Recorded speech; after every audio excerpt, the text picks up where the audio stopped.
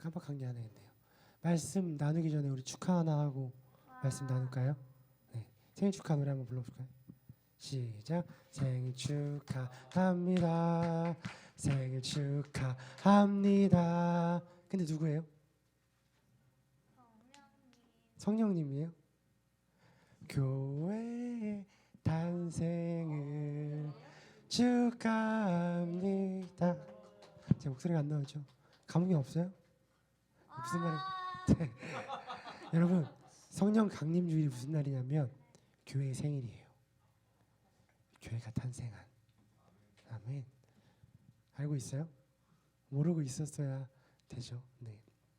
이번 주일이 성령 강림 주일입니다. 많은 교회와 교인들은 성령 강림절이 언제인지 잘 모르고 그에 대해서 별 관심이 없습니다. 그게 한국 교회의 현실이죠. 네. 성령 강림주일이 언제냐라고 했을 때 부활절로부터 50일 뒤. 오늘 본문을 보시면 오순절이 되어서라고 시작합니다. 오순절은 50일을 이야기합니다. 그렇죠? 순이 10이니까 50일. 그러니까 부활절이 지나고 예수님께서 부활하시고 나서 50일 뒤 성령이 강하게 역사하셨던 이 오순절을 우리가 성령 강림주일로 알고 있으면 좋을 것 같습니다. 이런 글이 있더라고요. 성탄절은 세상도 기념하지만 성령의 오심은 오직 성령이 내주하는 이들만이 알고 기뻐할 수 있는 복음의 비밀이다. 아까 가장 기뻐했던 세진이, 성령이 세진이 안에 함께 하신다는 증거이죠. 성령이 내 안에 계시지 않으면 별로 기뻐하지 않아요. 아니, 뭐 어쩌라는 거야 이거 성령 강림주일.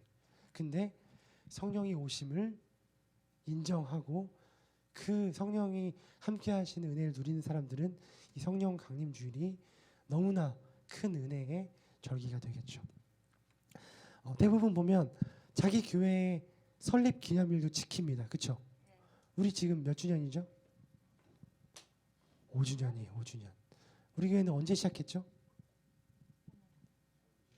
2020년 1월 첫 주. 그렇죠? 저희는 매년 첫 주가 저희 교회 생일이에요. 그렇죠? 다 많은 교회들이 자신의 교회의 시작을 알아요. 그런데 자신의 교회가 아니라 이 땅에 교회가 시작된 날이 언제인지, 성령 강림절이 뭔지, 그게 성경에 어떻게 나와 있는지를 모른단 말이에요. 그래서 오늘은 그것들을 하나하나 함께 보기를 원합니다. 그리고 가장 중요한 메시지가 있어요. 오늘은 여러분들에게 성령 강림주일라는 교회의 전통을 가르쳐주기 위함입니다. 왜 성령이 임하는 것이 중요한지에 대해서 여러분들과 함께 나누려고 합니다. 여러분, 오순절은요, 이것도 어떤 교수님이 쓰신 글을 좀 발췌했습니다. 어떤 오순절은 신약 교회의 설립일이라고도 할 수 있다. 부활 승천하신 그리스도가 하늘과 땅의 모든 권세를 가진 왕으로 만물을 다스리는 새로운 시대와 세상이 도래한 것이며, 이 땅에서 성령의 권능으로 그 왕의 직무를 시작하신 날이다. 아멘. 성령이 강림하심으로 세계 선교가 시작되었고, 이게 중요합니다. 성부와 성자와 성령을 부르고 고백하며 찬미하는 삼위일체적인 신앙과 기도와 예배가 탄생하게 되었다. 삼위일체적 예배가 성령 강림을 통해서 탄생하게 되었고, 교회가 시작하게 되었으며, 더 나아가서 선교의 시작이 되어졌다라는 걸 우리는 이미 많은 성경 공부와 많은 교제를 통해서 들었습니다. 기억나시죠? 오순절날 성령 강림 사건이 제자들에게 어떠한 변화를 주었죠? 어떤 변화를 주었죠? 그렇죠. 죽음을 두려워하지 않게 됐죠. 물불 가리지 않게 되었죠. 안타까운 풍조가 있습니다. 성령이라고 하면 은사와 사역과 뭔가 신비한 것에 집중하는 그런 기류가 아직도 한국 교회에는 크게 자리 잡고 있습니다. 그러나 무모하게 알아야 될 것, 성령이 우리에게 임하시면 변화되어집니다. 근데 그 변화는 제가 이따가 자세히 설명드릴 거지만 어떠한 현상적으로 나타나지고 신비하고 뭔가 성령 사역이라고 하면 놀랍고 대단한 것들을 이야기하는데 아니요. 진정한 변화는 복음을 깨닫게 되어지는 것입니다. 아멘. 별로 아멘하고 싶지 않나요? 이 부분은. 다음 주 설교 예고 한번 해드릴까요? 다음 주 설교. 하나님이 너를 엄청 사랑하신대 라는 말씀을 함께 나눌 건데 여러분 오늘 말씀이랑 이어집니다. 너무 중요해요. 자, 무슨 말이냐? 우리가 아무리 하나님이 널 너무 사랑하신대 십자가 이야기하고 희생 이야기하고 성경의 본문들을 다 들이대서 하나님이 이렇게까지 우리를 사랑하셨대 라고 아무리 얘기해봤자 뭐가 없으면 성령이 없으면 깨달아지지 않고 감동되어지지 않는다라는 거예요. 여러분 제자들은요 3년 동안 저자 직강을 받으면서 지식적으로 더 나아가서 현실적으로 많은 것들을 보고 듣고 배웠습니다.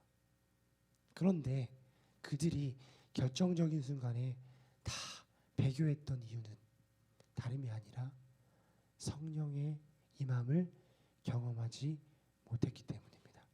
여러분 이 시대에 많은 젊은이들이 교회를 떠나가고 있습니다. 많은 교회가 무너지고 있습니다.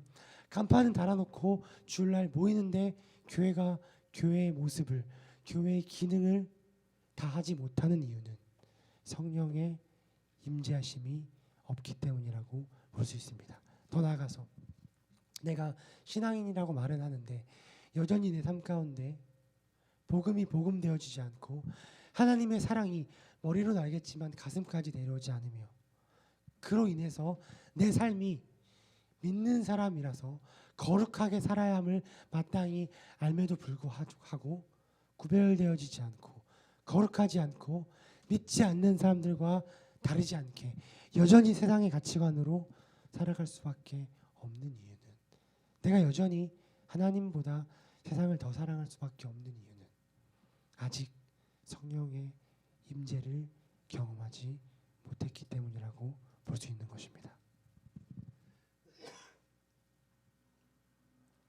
여러분 성령 강림 주일은 우리 기독교에 있어서 핵심 절기입니다. 성탄절, 부활절, 성령 강림절 한 세트죠. 이 셋은 우리의 바탕이 되어집니다. 이 중에 하나만 빠져도 오늘날 교회가 없다고 봐야 한다라고 많은 학자들은 이야기하고 있습니다. 그러나 우리는 성탄절 너무 귀히 여기죠. 부활절 성탄절만큼은 아니어서 아쉽지만 그래도 부활절 교회에서는 귀히 여깁니다. 그러나 성령 강림 주일 모르고 넘어가는 교회들이 많습니다. 10년, 20년 신앙생활을 했지만 성령 강림 주일이 언제인지 무엇인지 성경에서 말하는 그 의미가 뭔지를 모르고 신앙생활하는 사람들이 참 많다는 것입니다. 그러니까 교회를 아무리 오래 다녔어도 성령의 임재하심을 한 번도 경험하지 못했기에 여전히 종교인으로서 신앙생활을 하는 이 시대에 우리의 모습을 볼 수 있는 것이죠. 자, 그렇다면 성령 강림절, 성령이 임했다라고 하는데 그 성령은 누구인지 무엇인지를 함께 좀 보기 원합니다. 많이 나눠서 우리 교회 수준이 이제 좀 많이 올라왔다라고 제가 생각되어지는데 조심스럽게 한번 질문을 해봐도 괜찮을까요? 성령이라고 했을 때 자, 첫 번째 가장 난이도 1 레벨을 갑니다. 성령 한문으로 그러니까 우리가 한글말로 쉽게 얘기할 때 한문으로 성령을 뭐라고 얘기하죠? 한문으로 세 글자 그 영어잖아요. 보혜사 그렇죠. 보혜사 성령 보혜사가 어떤 의미라고 제가 성령님은 누구신가 한 2달 전에 했던 것 같은데 기억나나요? 보혜사 보 한자잖아요. 그렇죠. 지킬 보 보호할 보 우리를 지키고 보호하신다는 거예요. 이름에는 그의 정체성이 있잖아요. 성령의 정체성 우리를 지키고 보호하시는 거예요. 보혜 은혜해 우리에게 은혜를 베풀어 주신다. 근데 그 은혜가 뭐예요? 잘 먹고 잘 사는 거예요? 병 낫게 해주는 거예요? 내 원하는 소원 이루어주는 거예요? 은혜가 뭐예요? 아멘. 예수예요. 예수. 우리에게 예수를. 세 번째 사. 무슨 사? 가르칠 사, 스승사. 그렇죠. 우리에게 뭘 가르쳐요?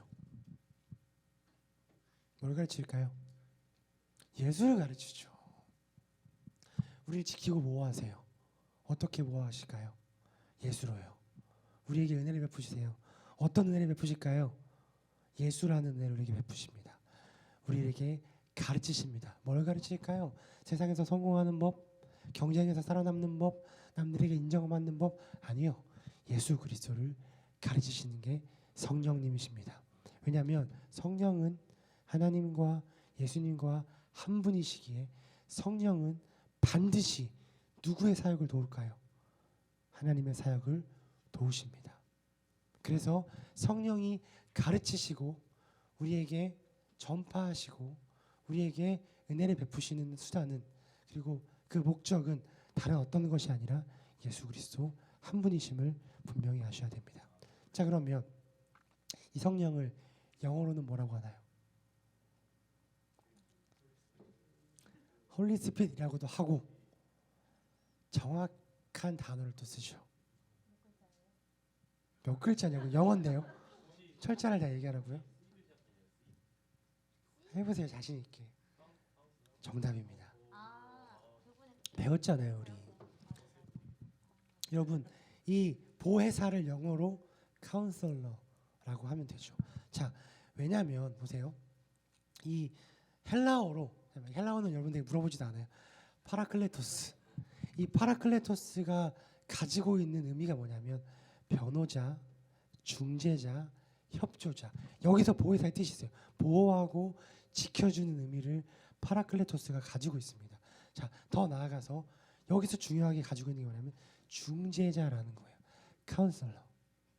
자, 근데 우리 예수님은 누구신가 할 때도 배웠고 1월 달에 사경회 할 때도 분명히 배웠죠.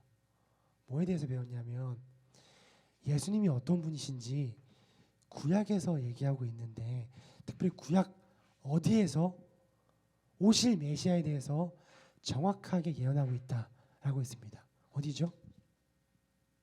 구약 어디요? 이사야. 그렇죠.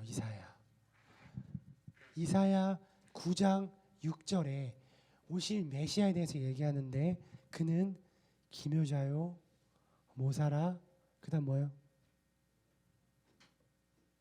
전능하신 하나님이고 그다음 everlasting Father 영존하시는 영원히 존재하시는 아버지고 마지막 뭐다? 평강의 감사합니다.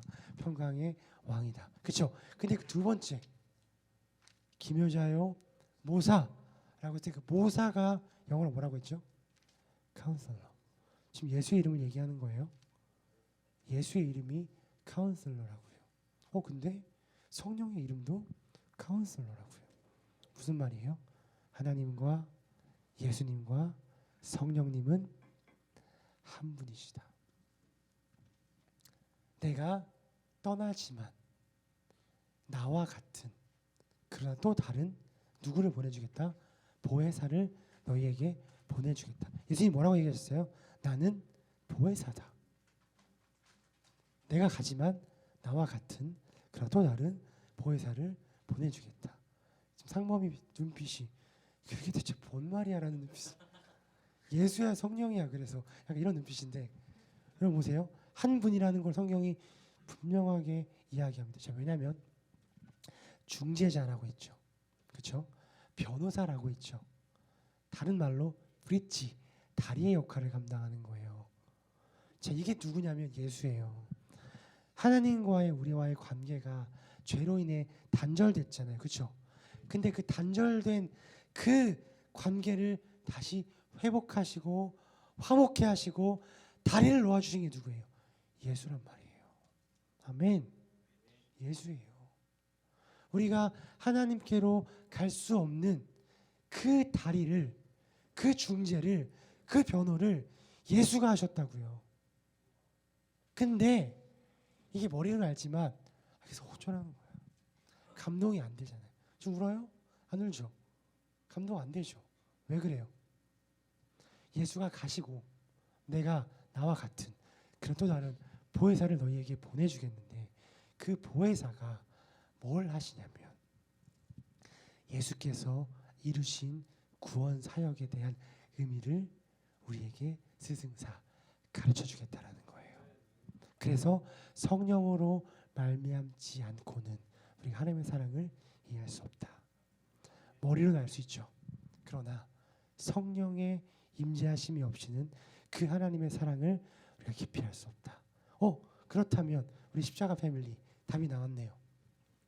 십자가가 이해되지 않아요. 머리로는 알겠는데 가슴으로 내려오지 않아요.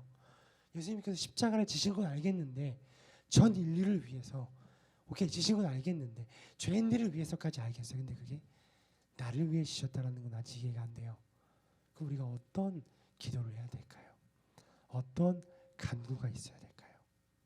주님, 우리가 영상 봤던 것처럼 오순절날 성령이 강하게 제자들에게 그 마가의 다락방에 있었던 120명의 성도들에게 임함으로 그들의 눈빛이 뒤집히고, 이 눈빛이 뒤집혔다는 건 여러분 그냥 그런 거 얘기하는 거 아니에요. 막 헷갈려 가가지고 이상한 행동 그거 아니에요. 눈빛이 뒤집혔다. 시선이 바뀌었다. 죄가 뭐예요? 다른 곳을 바라보고 있는 거잖아요. 하마르티아. 세상을 바라보고 있는 시선에서 눈이 뒤집혀서 이제는 바라봐야 할 곳을 바라보고, 그게 어디예요? 저번 주에 설교했던 표대 예수 그리스도를 바라보고, 그렇게 됨으로 그동안 이해가 되지 않았던 십자가와 부활과 재림이 한순간에 이해가 되어져서 그 십자가의 나의 사건이 되어지고, 이제는 그들의 인생의 우선순위와 가치관과 목표가 바뀌어지게 되어지는 그 사건이 나에게 있기 원합니다 라는 기도가 우리에게 있어야겠죠. 팁을 드리는 거예요. 지금 목사님 믿어지지 않아요. 하나님의 사랑이 감격이 안 돼요. 예수의 십자가가 내 사건이 안 돼요 라고 하는 질문 우리 수도 없이 했죠. 거기에 대한 방법을 말씀드리는 거예요. 그렇게 기도하십시오. 주님, 성령의 충만한 임재가 내 삶 가운데 있기를 원합니다.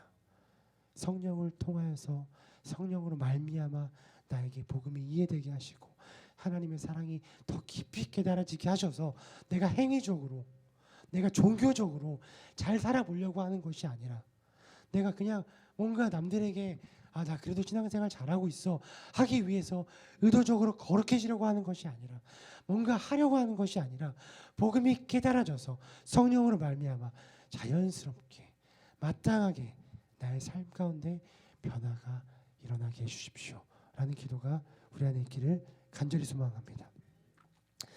이 파라클레토스, 헬라어로 파라클레토스는 요한복음에서 14장 16절에서 15장 26절에서 16장 7절에서 성령에 대해서 이야기할 때 파라클레토스라고 쓰고 있습니다.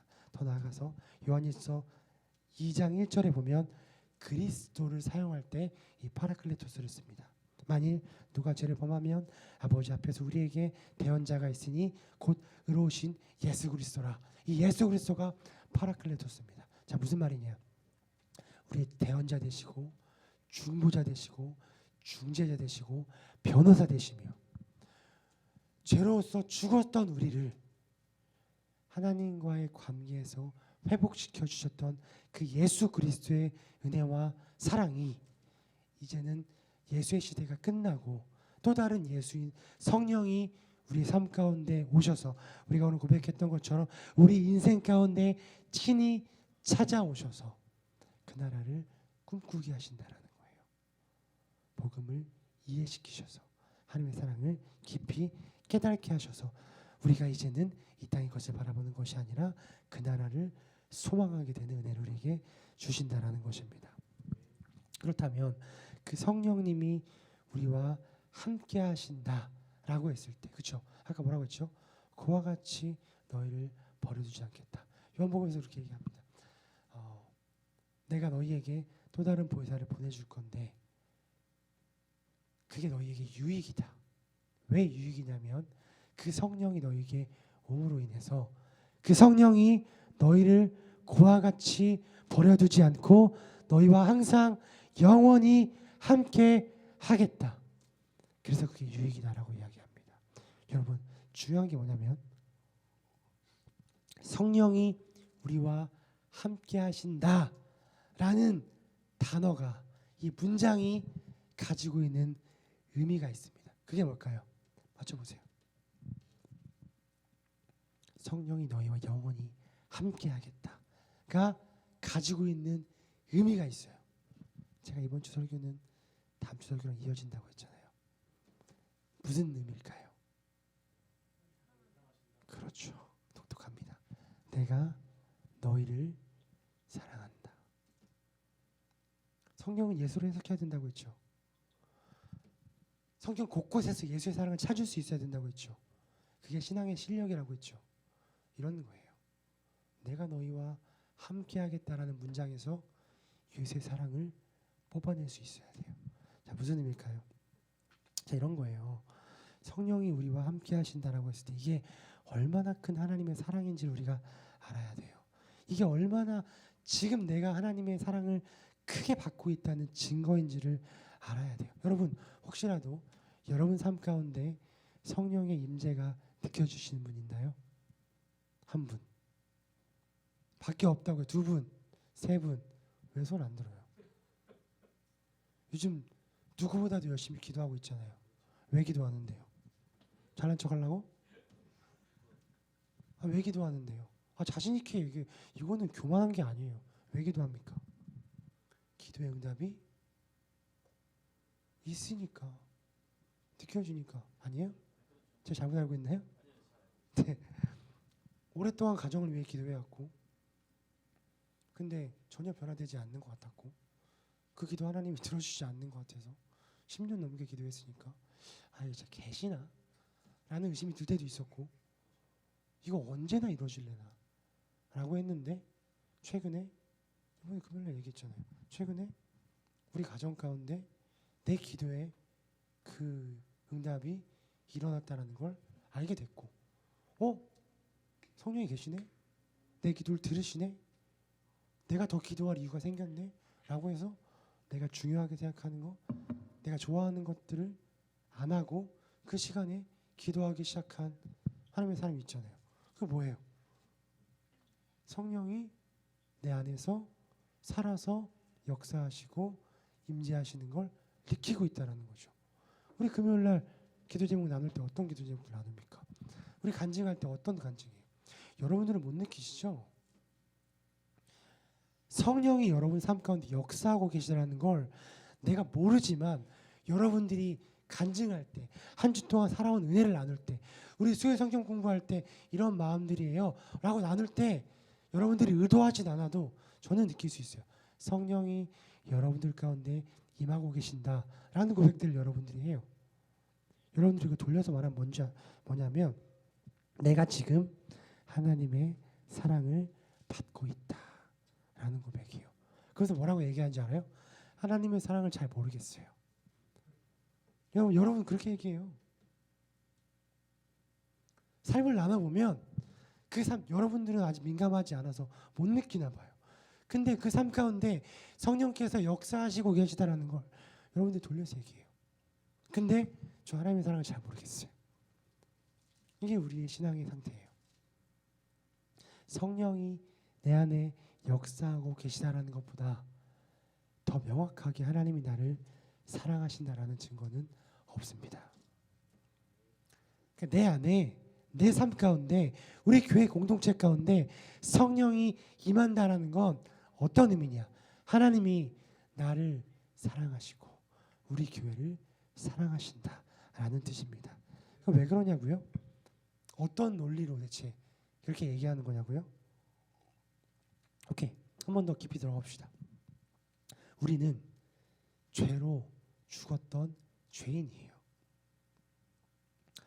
분명하게 안 되는 게 있어요. 성경은. 그러니까 이럴 수도 있고 저럴 수도 있고의 그런 거 말고 분명하게 안 되는 것들이 있다고 우리 계속 얘기하잖아요. 하나님은 신이시고 예수님은 인간이시자 신이시고 예수님은 부활하셨고 이런 거 있죠. 구원은 믿음으로 받고 정확한 게 있다고요. 뭐냐면 하나님은 죄와 함께 하실 수 없는 분이시다. 우리가 이걸 자꾸 간과해요. 이 중요한 거를 간과한다고요. 하나님은 절대로 죄와 함께 하실 수 없다. 근데 우리는 로마서 3장에서 죄인이다. 죄로 죽었다. 그러면 그 논리라면 하나님은 우리와 함께 하실 수 없다가 되는 거죠. 그래서 하나님이 선택하지 않은 사람들은, 하나님과 함께하지 않은 사람들은 절대로 성령의 임재나 성령의 인도하심 받을 수 없다라는 이 논리가 세워지죠. 우리도 그런 자들과 같은 자들이에요. 그런데 우리를 사랑하셔서 카운슬러를 우리에게 보내십니다. 중보자, 중재자, 브릿지, 예수를 보내셔서 그 예수로 인해서 우리와의 하나님의 관계를 다시 화목하게 하시는 거예요. 예수라는 화목 제물로 인해서. 자, 그럼에도 우리가 그것들을 느끼지 못하고 알지 못하니까 또 다른 예수, 보혜사 성령을 보내주셔서 뭘 알게 하시는 거예요. 내가 내 아들을 보내기까지 너를 사랑했다.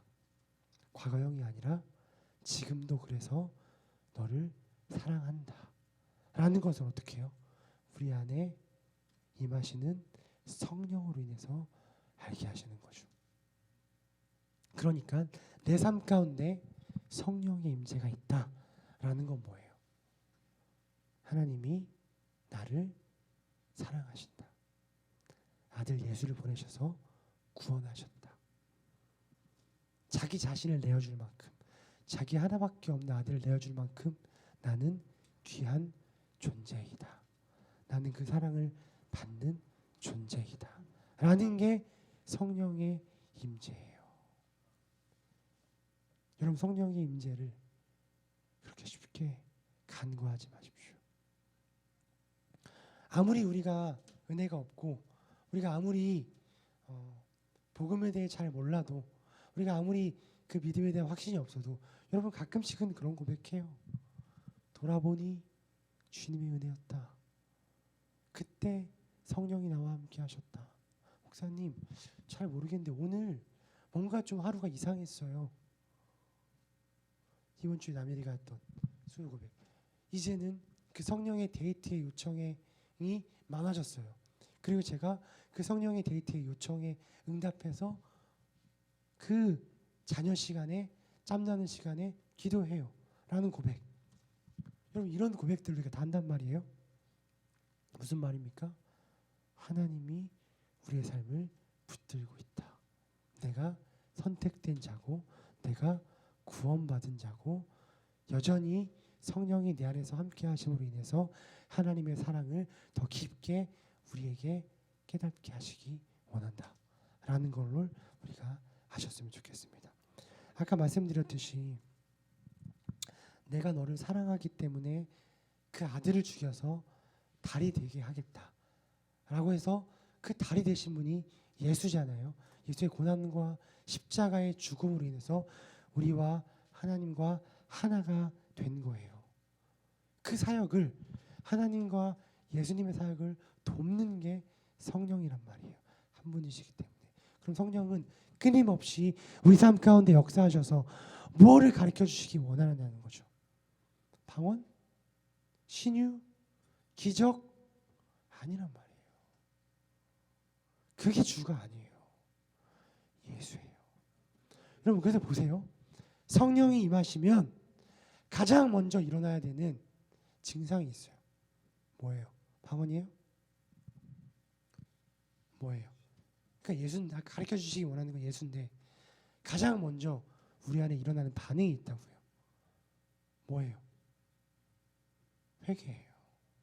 1907년 평양 장대원 교회에서 성령이 그들에게 임했을 때 오순절날 같이 그 모두가 물론 길선지 목사님의 길선지 장로님의 회개로 시작됐지만 그 회개의 물결이 그 자리에 있었던 모든 성도들에게 퍼져서 다 같이 일어나서 내가 죄인입니다.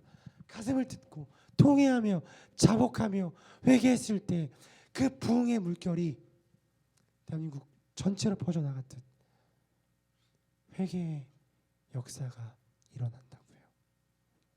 이게 무슨 말이에요? 성령은 하나님과 예수의 사역을 돕습니다. 그렇기 때문에 성령이 임하면 가장 먼저 일어나야 되는 게 우리가 복음을 알기 위해선, 우리가 구원의 기쁨을 누리기 위해선 가장 먼저 돼야 되는 게 뭐예요? 회개예요.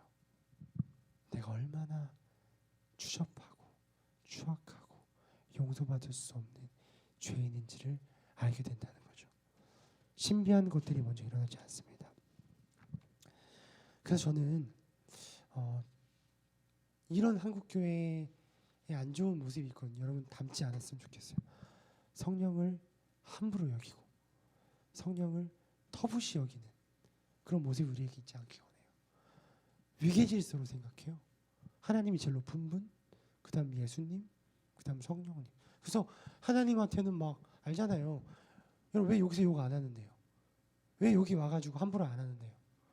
하나님이 여기 계신다라고 생각해요. 그래서 막 하나님 앞에서 막 절절매요. 근데 성령은 부려요. 와라.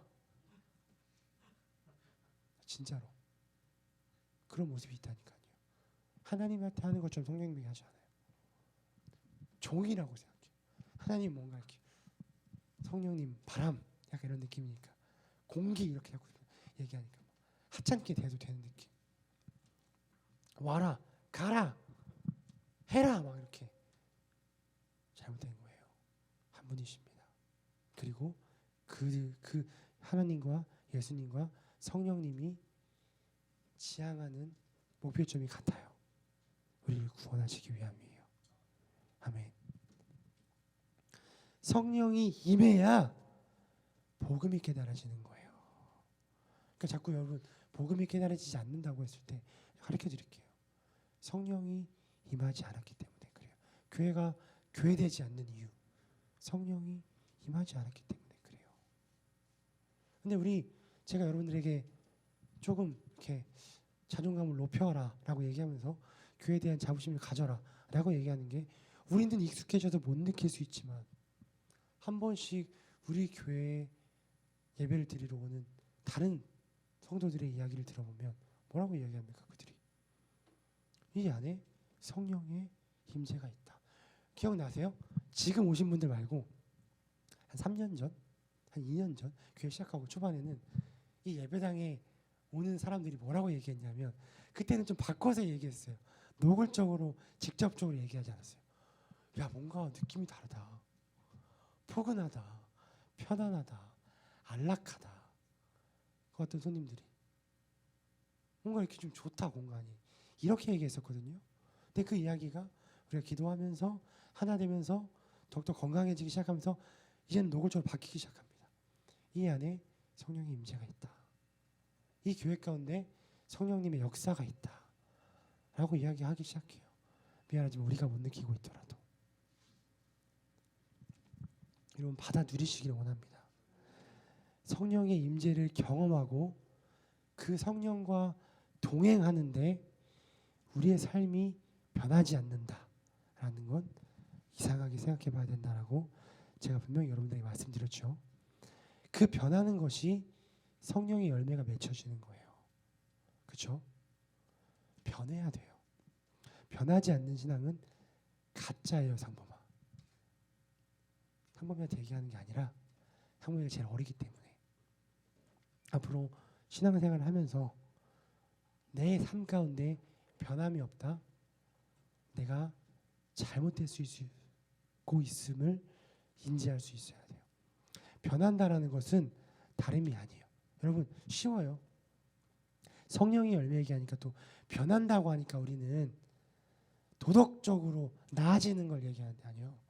앞에 쭉 설명드렸잖아요. 변한다. 뭐가 변할 것 같으세요? 복음을 이해하지 못했던 내가 복음을 이해하게 되는 거예요. 하나님의 사랑이 깊게 느껴지지 않았던 내가 절절하게 내가 너를 사랑한다가 느껴지는 거예요. 그게 성령으로 인해서 변화되어지는 거죠. 대단한 능력을 받고. 그게 아니라 그 뒤에 일이에요. 내가 변해요. 어떻게?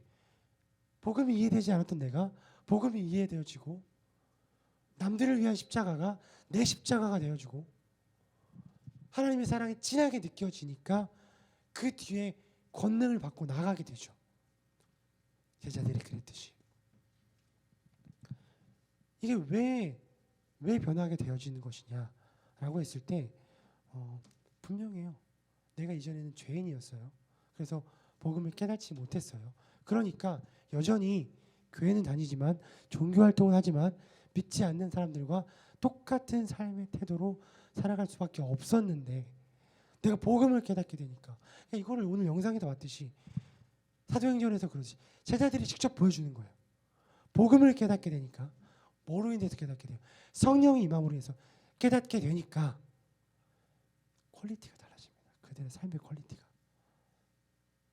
의지적으로 의도적으로 어떤 종교의 행위를 위해서 그러는 게 아니라 깨닫게 되어지면 여러분 제가 저번 주에도 말씀드렸잖아요.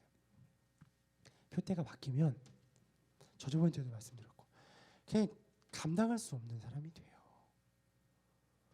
여기에서 좀 우리가 건강한 교회로 계속 성장하려면 이 부분을 한번 우리가 좀 딥하게 점검해 봅시다. 예수 믿는다는 게 장난이 아니니까요. 제대로 믿으면 감당이 안 돼요. 나조차도. 이제 오해하지 말라고 했죠. 다신 학교 가자 이 이야기 아닙니다.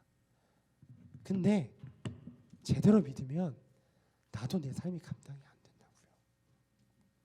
저는 체육교육과 가서 체육선생님 하고 싶었어요.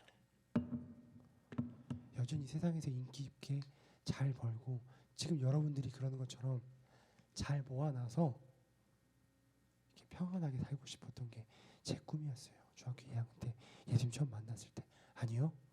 2년 동안 진하게 만났는데도 제대로 된 성령의 임재가 있기 전까지 그랬어요. 그래서 교회를 다니면서 예수님이 다라고 얘기했지만 체육교육과를 준비한 거예요. 제가 20살 때 뭐라고 기도했는지 아세요? 주님, 체교 가서 체교만 붙게 해주십시오. 그럼 제 20대 하나님께 드리겠습니다. 마음껏 쓰십시오. 제 20대를. 찬양 사역하면서 아무것도 욕심 안 부리고 마음껏 살겠습니다. 그리고 30대 때 제가 따놓은 교사 자격증으로 안정된 생활, 안정된 수입하면서 살겠습니다. 이 수준이에요. 우리가 지금 다. 근데 제대로 성령이 임하면 이런 거 왜 감당이 안 된다고 하는지 아세요? 계산이 안 됩니다. 내가 편안하게 살고 안락하게 살고 내 것을 위해서 살고 이만큼 쌓아두고 모아두고 이 계산할 시간 없어요. 제자들이 성령이 임하기 전까지 그렇게 계산하면서 살았어요. 그래서 예수님한테 주문해요. 천국에 가면 누가 더 높은 자리에 있습니까? 누가 더 예수님이랑 가까이 있습니까? 그게 지금 우리의 모습이라고 한다면 성령이 임하고 변화된 제자들의 모습은 계산하지 않습니다. 눈 뒤집힙니다. 감당이 안 됩니다. 그냥 한 곳만 바라보고 표대를 향하여 오직 복음을 전하는데 자신의 모든 삶을 다 드립니다. 예수 믿는다라는 건 이런 거예요. 교회는 이런 겁니다. 모여서 사교 모임하고 그냥 세상에서 할 수 있는 위로 괜찮아? 밥은 먹었어? 이거 하려고 모이는 공동체가 아니라는 거예요. 결론을 말씀드리겠습니다. 반주해 주세요.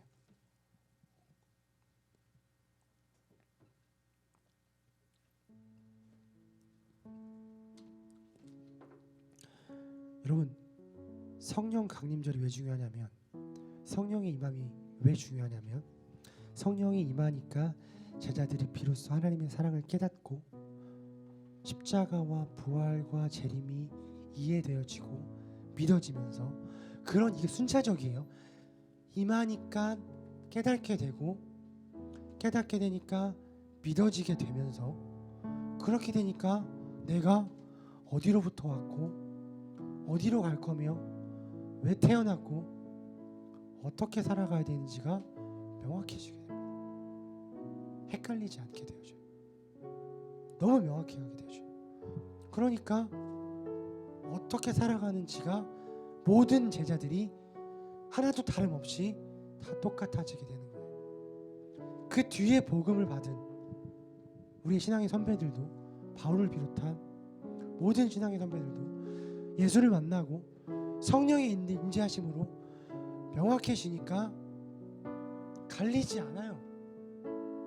다 똑같이 좁은 길 가는 삶을 살게 되는 거죠. 그래서 그들의 실제적인 삶이 변화가 되어지면서 종교인에서 성도로 교회가 되어지게 됩니다.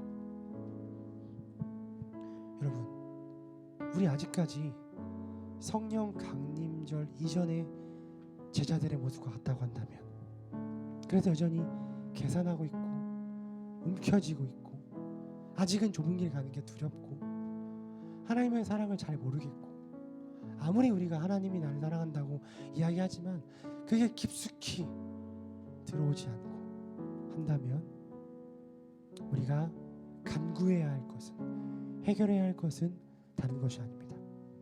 주님, 오순절날 나가의 다락방에 강하게 임했던 그 성령의 임재가 나의 삶에도 우리 교회도 있기를 원합니다 라는 간절한 마음으로 하나님 앞에 나아갈 때 그 은혜가 우리에게 있을 줄 믿습니다.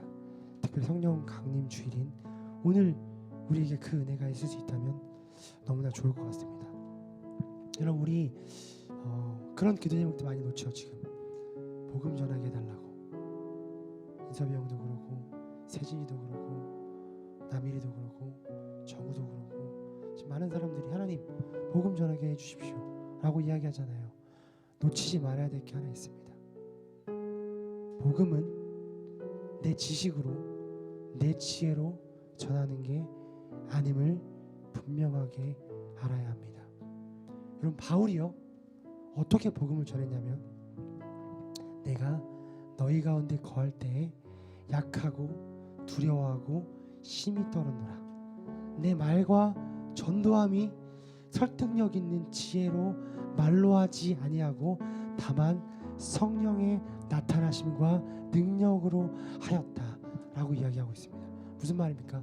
바울은 복음을 전할 때 자신의 지혜와 지식으로 전하지 않았습니다. 고린도후서 10장 10절을 보면 어떻게 이야기하냐면 바울에 대한 평가예요. 그가 몸으로 대할 때는 약하고 그 말도 시원치 않았다. 핑계댈 수가 없는 거예요. 복음을 전해야 되는데 제가 말을 잘 못해요. 제가 똑똑하지 않아요. 핑계댈 수 없습니다. 바울 외적인 평가에서 이런 평가도 있었습니다. 시원치 않았다. 근데 우리가 알고 있는 바울은 어때요? 카리스마가 넘쳤고 그가 전하는 복음에는 힘이 있었습니다. 왜요? 자신의 지식과 지혜가 아닌 성령의 권능으로 전했기 때문입니다. 성령의 임함이 이만큼 중요해요. 성령이 너희에게 임하시면 너희가 뭘 받아요? 권능을 받고 예루살렘과 사마리아와 땅끝까지 이르러 증인이 되리라. 능력이 우리에게 임하게 되어진다고요. 여러분, 우리 교회는 어떤 교회입니까? 제가 이번 주 설교를 준비하면서 하나님께 너무 감사했어요. 너무 감사했어요. 2년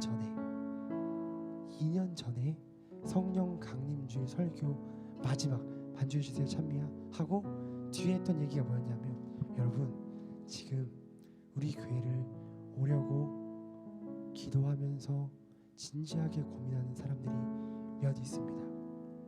근데 그들이 우리 교회 왔을 때 쪽팔린 교회가 되지 않았으면 좋겠습니다. 그들은 지금 목숨을 걸고 남은 인생의 신앙생활할 교회를 찾기 위해 눈물로 기도하고 결정하려고 준비하고 있는데, 그들이 힘겹게 힘들게 결정하고 우리 교회로 왔을 때 우리 교회 가운데 성령의 임재가 없어서 쪽팔린 일이 있지 않기를 원합니다 라고 얘기했는데, 그때 기도하고 있었던 사람들이 한 줄로 앉아있네요. 이 세 명이에요. 정우, 세진이, 은영이. 그리고 그때는 우리 안에 기도 제목으로 없었지만 새로 오신 분들이 김영재님과 진철 집사님과 상범이, 오늘 없지만 예림이, 다희. 근데 감사했던 게 뭔지 아세요? 2년이 지나고 그들이 우리 교회 안에 성령의 임재가 있다고 고백하는 거예요. 어제 기현 형제랑도 통화하면서 그 말이 너무 좋대요. 하나님의 인도하심으로 이 자리에 와 있고 성령의 임재가 우리 교회 가운데 있다.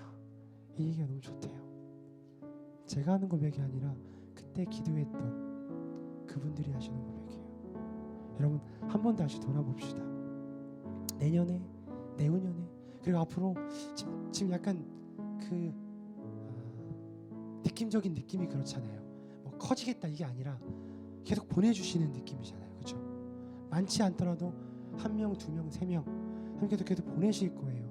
그런 느낌이 있단 말이에요. 그들을 위해 우리가 기도하고 있고, 근데 그들은 그냥 오려고 하는 사람들이 아니에요. 교회에서 상처를 받고 여러 가지 신앙적 혼란과 가치관의 혼란과 어떤 교회가 진짜 교회인지, 어떤 교회가 정말 건강한 교회인지, 내가 어디서 남은 내 인생의 신앙생활을 해야 될지 라는 고민들을 가지고 오는 사람들을 하나님께서 보내신단 말이에요. 그들이 왔을 때 그들의 신앙의 방황이 끝날 수 있는 교회가 되길 원한다 라고 하면, 시스템? 아니요. 제가 설교를 잘하고? 아니요. 여러분이 대단하게 인격적으로 성숙하고? 아니요. 여러분들이 도덕적으로 높은 수준? 아니요. 성령의 임재가 충만한 교회, 성령의 임재가 삶 가운데 충만한 성도. 그래서 하나님의 사랑을, 복음을 누구보다 진지하게, 누구보다 깊이 있게 깨닫고, 그로 인해 그의 삶이 다 같은 표대로 맞춰져서 예수 그리스도만 바라보고 함께 나아가는 성도들, 그런 교회가 된다면 하나님께서 가장 기뻐하실 것이라고 믿습니다. 오늘 이 시간 같이 기도합시다. 성령님, 우리의 삶 가운데 충만하게 임하여 주십시오. 우리 교회 가운데 충만하게 임하여 주십시오. 그렇게 돼서 우리가 하나님의 사랑을, 복음을 진지하게 우리 가슴에 깊이 심게 하시고, 그로 인해 우리의 모든 시선과 초점과 가치관과 중심이 예수 그리스도로 맞춰지게 하여 주십시오. 같이 기도하겠습니다.